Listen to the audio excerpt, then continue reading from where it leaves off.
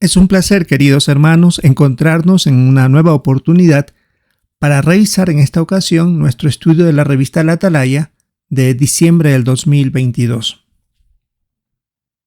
Aunque con un poco de retraso, he tenido bastantes inconvenientes con el equipo que se utiliza para grabar, la computadora, el programa y algunas otras cosas más, pero esperamos ponerlo para que algunos de nosotros todavía podamos beneficiarnos. Esto es lo que corresponde para la semana del 6 al 12 de febrero. En cuanto al tema de este estudio es «Estarás conmigo en el paraíso». Es el artículo de estudio número 50. Sobre el texto central de este estudio es Lucas capítulo 23, versículo 43. Yo te aseguro hoy, estarás conmigo en el paraíso. Si revisamos el avance dice, ¿le gusta pensar en cómo será la vida en el paraíso? Hacer eso nos anima mucho. Cuanto más pensemos en lo que Jehová nos ha prometido, con más entusiasmo les hablaremos a otras personas del nuevo mundo. Este artículo fortalecerá nuestra fe en la promesa de Jesús del futuro paraíso. La primera pregunta dice, ¿qué le dijo Jesús poco antes de morir a un delincuente que tenía a su lado? Debemos leer Lucas capítulo 23, los versículos 39 al 43 para poder contestar esta pregunta. Y el texto bíblico dice, entonces uno de los delincuentes que estaban allí colgados empezó a hablarle con desprecio. Le decía, tú eres el Cristo, ¿no? Pues sálvate a ti mismo y a nosotros también. Al oír esto, el otro lo reprendió. ¿Acaso no le tienes ningún temor a Dios ahora que has recibido el mismo castigo? Y en nuestro caso, es lo justo, porque estamos recibiendo nuestro merecido por lo que hicimos. Pero este hombre no ha hecho nada malo. Entonces dijo, Jesús, acuérdate de mí cuando entres en tu reino. Y él le contestó, yo te aseguro hoy, estarás conmigo en el paraíso. Recordando la pregunta decía, ¿qué le dijo Jesús poco antes de morir a un delincuente que tenía a su lado? Según el registro bíblico que tenemos en Mateo y Marcos, los dos estaban burlándose al principio. Luego uno de ellos cambió su manera de pensar. Así que no tenemos ningún registro que demuestre que este hombre aceptó el mensaje que Jesús había predicado. Ni tampoco estaba hablando de que entraría en el reino de los cielos. Más bien se estaba refiriendo al paraíso que habría en la tierra en el futuro. Eso le prometió Jesús al delincuente, que estaría en el paraíso aquí en la tierra. El párrafo 2. ¿Qué nos hace pensar que el delincuente arrepentido era judío? Porque se resalta la expresión que le preguntó al otro delincuente. ¿Acaso no le tienes ningún temor a Dios ahora que has recibido el mismo castigo? Reconocemos que personas de otras naciones hubieran adorado a otros dioses y en vez de decir no tienes ningún temor a Dios, le hubiera dicho ¿no tienes temor a los dioses? Así que también esto indica que él era judío y parece que sus palabras también indicaban que entendía que Jehová resucitaría a Jesús. Y recordemos que también le dijo que se acuerde cuando entre en su reino. Así que este hombre tenía algún grado de conocimiento por posiblemente ser judío. Veamos la pregunta 3. ¿Qué es posible que pensara el delincuente arrepentido cuando Jesús mencionó el paraíso? Aquí debemos leer Génesis capítulo 2, versículo 15. Pues bien, Jehová Dios puso al hombre en el jardín de Edén para que lo cultivara y lo cuidara. La pregunta decía, ¿qué es posible que pensara el delincuente arrepentido cuando Jesús mencionó el paraíso? Si era judío, sabía que hubo un paraíso donde se puso a Adán y Eva. Era obligatorio que los judíos leyeran de estas historias. Por eso puede que haya pensado que el paraíso que Jesús mencionó sería un hermoso jardín aquí mismo en la tierra, tal como las escrituras lo habían descrito con anterioridad. Y aquí se hace una representación donde dice: ¿a qué conclusión llegamos sobre el delincuente que habló con Jesús y sobre lo que sabía? Parece que él tenía información como posible judío de quién era Jesús, de lo que era el reino, el jardín o el paraíso, etc. Habían algunos detalles que fue el tema de conversación entre ellos dos. Veamos el párrafo 4. ¿En qué debería hacernos pensar lo que Jesús le dijo al delincuente? En cómo será vivir en el paraíso. Se menciona aquí en el párrafo que durante el reinado de Salomón hubo una época para Israel de paz, y Jesús es más que Salomón, así que podemos estar seguros de que la tierra será un lugar maravilloso bajo su reinado, y veremos una relación entre la época de Salomón y la que vendrá dentro de poco sobre la tierra. Por eso veamos el subtítulo: ¿Cómo será la vida en el paraíso? Párrafo 5. ¿Cómo se imagina la vida en el paraíso? Que será algo maravilloso, hermoso como lo fue el jardín de Edén, donde cada uno disfrutará de alimentos en abundancia, como indica la Biblia. Se observará un hermoso paisaje y estaremos rodeados y conversando junto a nuestros amigos y familiares, y posiblemente algunos de ellos han sido resucitados. El párrafo 6. ¿Qué haremos en el paraíso? Y tenemos que ver el dibujo. Durante los 1000 años habrá mucha actividad, ya que los que sobrevivan la gran tribulación, que no sabemos cuántos serán, pero se habla de una gran muchedumbre, y los millones que resuciten necesitarán ropa, comida y un lugar donde vivir. Así que habrá muchísimo que hacer. Tendremos que cuidar la tierra y convertirla en el paraíso.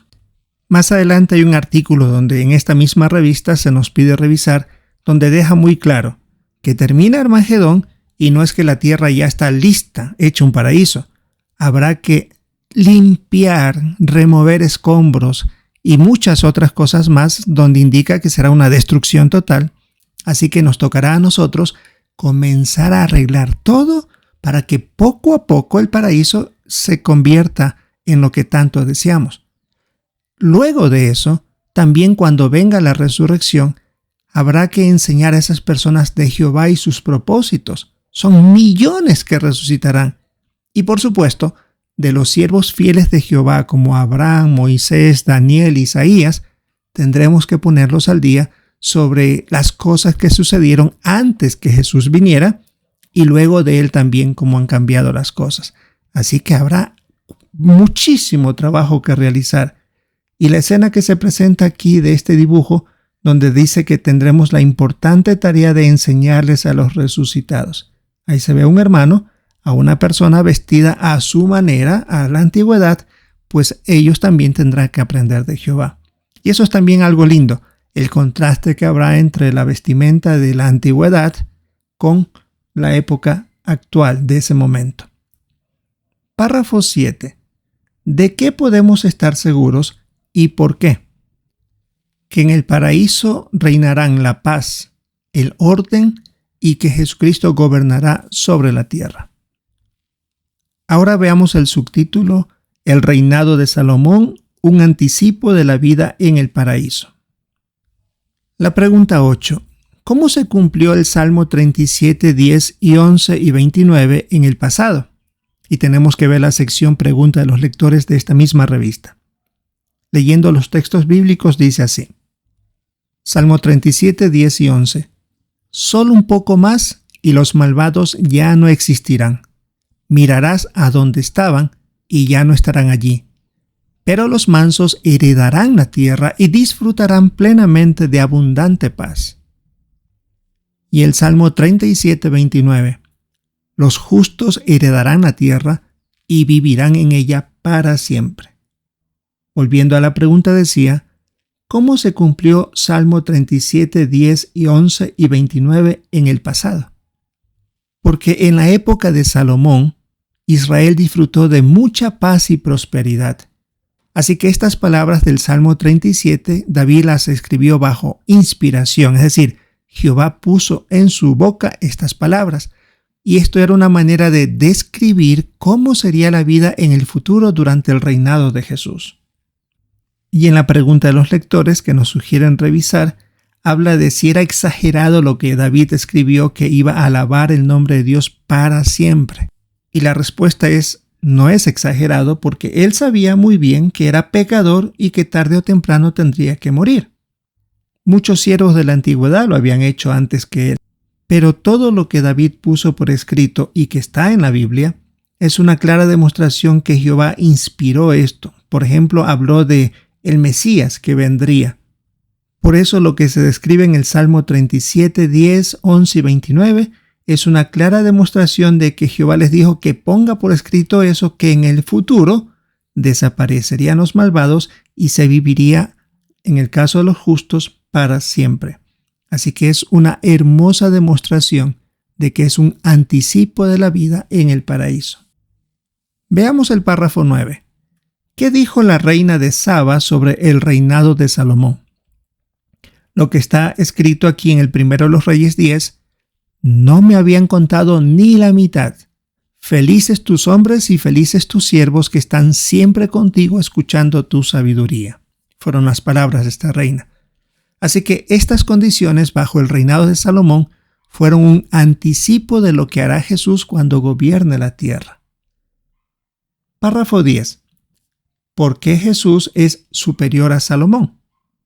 Primero, porque Salomón era un hombre imperfecto y cometió graves errores de juicio. Jesús es lo contrario. Es un gobernante perfecto que nunca se equivoca. Cuando se le puso a pruebas de parte de Satanás, las superó muy bien y ha demostrado que jamás pecará ni hará nada que perjudique a los ciudadanos del reino de Dios que son leales. Así que es inmensamente superior a Salomón. Párrafo 11. ¿Con qué ayuda contará Jesús? Con la de los 144,000 que junto a Jesús cuidarán de la humanidad y ayudarán a que se cumpla el propósito de Jehová para la tierra. Hay que reconocer el punto que menciona aquí, que ellos también han pasado por las mismas dificultades que cualquiera de nosotros, ya sean hombres o mujeres, porque también hay mujeres en este grupo. Ellos saben muy bien la situación que sufre la humanidad y por eso son comprensivos con las personas obedientes. Así que revisemos cuál será su función. Y aunque parece que es un recordatorio lo que vamos a ver a continuación, pero tenemos aquí información nueva que jamás el esclavo la ha mencionado, así que esto indica que Jehová está revelando poco a poco información previo a este paraíso. El subtítulo que viene es ¿qué función desempeñarán los ungidos? Párrafo 12. ¿Qué tarea les dará Jehová a los 144,000? Se hace un contraste. Salomón tenía a cargo millones de personas en un solo país. Los 144,000 junto a Jesús tendrán que supervisar a miles de millones de personas que estarán en el paraíso. Así que tienen un enorme honor de parte de Jehová de que ellos cuiden a estas personas. Párrafo 13. ¿Qué función especial desempeñarán los que gobiernan con Jesús? Y aquí tenemos un punto que resaltar que es algo nuevo. Por supuesto, no se puede comprobar con la Biblia esto, pero el registro antiguo relaciona lo que ellos harán. Porque en el Apocalipsis capítulo 5, versículo 10, se indica que aparte de reyes serán o realizarán la función como los sacerdotes. Y en la antigüedad, los sacerdotes se encargaban de proteger la salud física y espiritual del pueblo. Y como menciona Hebreos 10:1, todo lo que se hizo en ese momento tiene que ver con lo que se realizará en el futuro en los cielos. Por lo tanto, dice aquí, ellos gobernarán con Jesús y tendrán la función especial de atender la salud física, es decir, que ellos nos ayudarán a recuperar la perfección y también darán ayuda espiritual al pueblo de Dios. Es decir, participarán en la enseñanza, en transmitir la información a los que estemos aquí en la tierra. ¿Cómo se lo hará? Aún no lo sabemos. Sin embargo, eso sucederá. Ellos se encargarán de dar la guía necesaria para los que vivamos aquí en el paraíso. Este párrafo 13 tiene información de lujo que Jehová está comenzando a transmitir previo a la vida en el paraíso. Veamos el subtítulo: ¿Qué deben hacer las otras ovejas para poder vivir en el paraíso? Pregunta 14. ¿Qué relación hay entre las otras ovejas y el rebaño pequeño? Como indica Lucas 12:32, estos dos grupos forman un solo rebaño bajo un mismo pastor, que en este caso es Jesús. Por lo tanto, como son el mismo rebaño, trabajan en unidad y lo van a seguir haciendo cuando la tierra sea un paraíso. Párrafo 15, la parte A. ¿Cómo apoyamos las otras ovejas a los hermanos de Cristo? Una manera es como se describe en Mateo 25:31 en adelante, de tratarlos apropiadamente a nuestros hermanos ungidos. Otra es apoyando con entusiasmo la obra de predicar y hacer discípulos, porque el texto de Mateo 28 tiene que ver específicamente a ellos el mandato, pero son tan pocos que nosotros apoyamos también con esta misma labor. Y es por eso que queremos seguir usando las herramientas que ellos nos han dado, como el libro Disfrute, para ayudar a las personas a que conozcan la verdad. La parte B del párrafo 15. ¿Cómo puede usted seguir el ejemplo del hermano que se ve en la fotografía? Este hermano está hablando a otros de la verdad, donde quiera que se encuentre, y es una manera de prepararse para enseñar a los que resuciten en el paraíso. Y aquí estamos viendo que el hermano, que es el mismo de la fotografía del estudio de la semana anterior, está acercándose a una farmacia a retirar medicina o lo que sea, pero también está aprovechando la oportunidad para transmitir, dar el mensaje con el folleto Disfrute para que la persona también se interese por la verdad. Esa es una manera de no perder el ritmo para lo que se viene en el paraíso, de enseñar a millones de personas. ¿Ha pensado usted cuántos cursos bíblicos dirigirá en el paraíso? Será impresionante esa labor. Párrafo 16.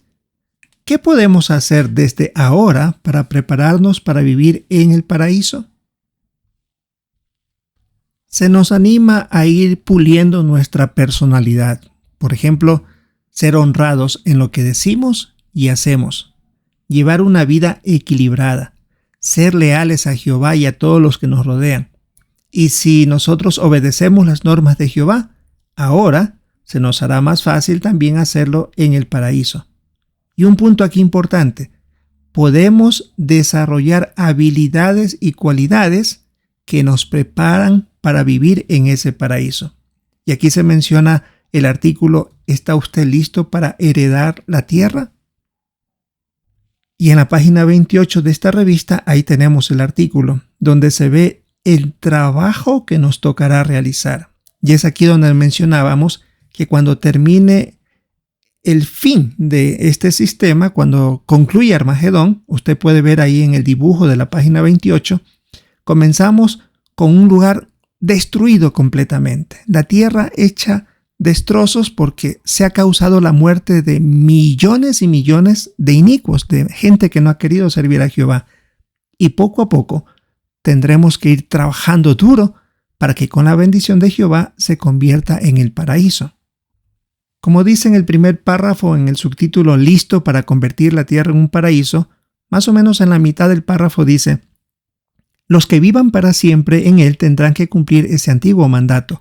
Justo después del Armagedón no tendrán un paraíso como punto de partida, es decir, no estará el paraíso listo, porque el jardín de Edén dejó de existir hace miles de años. Habrá mucho que limpiar en lugares que el hombre ha echado a perder. Será una tarea monumental. Así que no pensemos que termina Armagedón y el paraíso de inmediato. No, habrá mucho que hacer. Y se menciona, habrá que preparar alimento para las personas que resucitarán, vestimenta, dónde vivirán. Hay muchas cosas y nosotros desde ahora podríamos empezar a desarrollar habilidades en la cocina, en la costura, en la construcción, porque eso habrá que hacer mucho antes que resuciten las personas que lo merecen. Y por supuesto, la labor de realizar cursos bíblicos es algo que todos tendremos que hacer y prepararnos bien. Si a usted le asignan a Daniel para que le explique sobre las profecías, cómo se cumplieron, o cualquier otro personaje bíblico que habló de profecías, todo eso indicará que tenemos que hacer desde ahora ese desarrollo de habilidades. Por eso, la pregunta, ¿está usted listo para heredar la tierra? No solamente tiene que ser para vivir en ella cómodamente, sino para prepararla para lo que se viene. Continuamos con el párrafo 17. ¿Por qué no deberíamos dejar que la culpa por nuestros pecados del pasado nos aplaste? Bueno, es claro que en Hebreos 10, 26 al 31 dice que no queremos buscar excusas porque Jesús dio su rescate, pues ya podemos nosotros practicar el pecado como querramos. Pero, si nos hemos arrepentido de un pecado grave, hemos obtenido la ayuda de Jehová y de los ancianos, y se han hecho los cambios en nuestras vidas, podemos estar seguros de que se nos ha perdonado. Así que esto puede quedar a un lado pensando que nos esperan cosas maravillosas.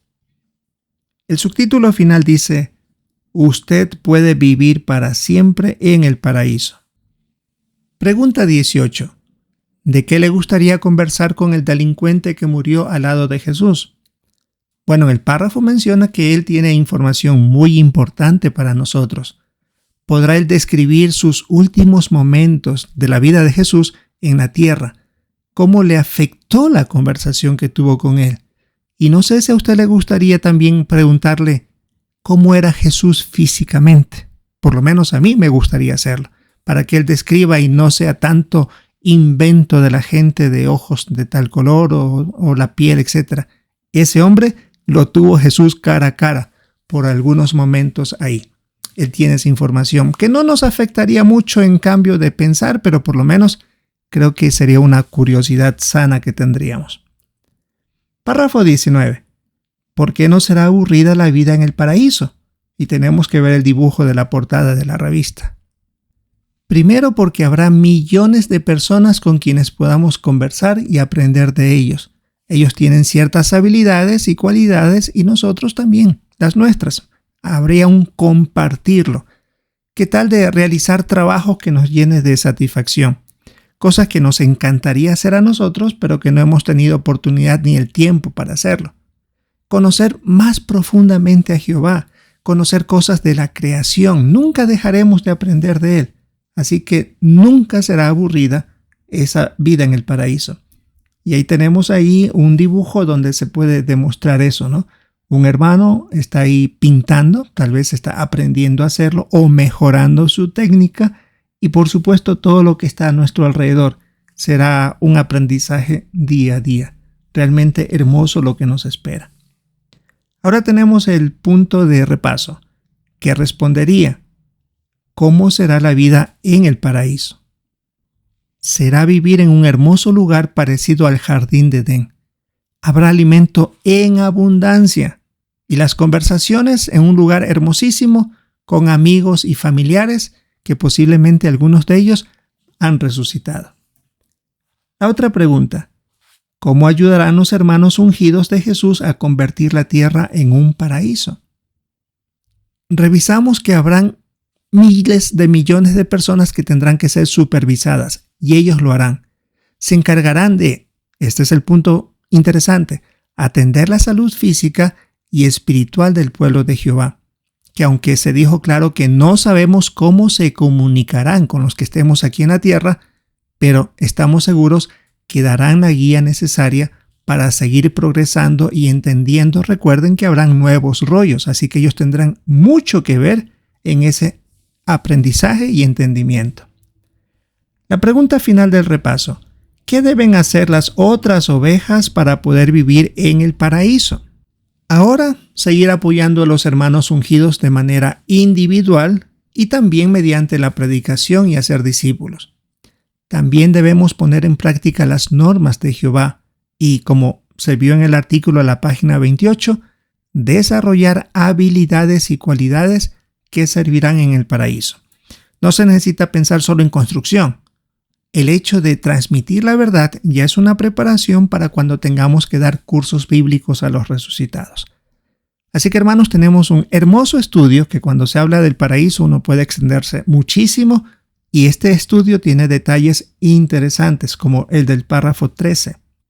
Esto es lo que podemos repasar para esta semana del 6 al 12 de febrero. Aunque un poco atrasado el artículo, pero esperamos que sirva para algunos que todavía no tenemos nuestro estudio de la revista en nuestras congregaciones. Recordamos el título: ¿Estarás conmigo en el paraíso? No es una pregunta, es una afirmación. Este es el estudio número 50 de nuestro estudio de la revista La Atalaya. Esperamos disfrutar de la reunión y, si es la voluntad de Jehová, encontrarnos en una próxima ocasión.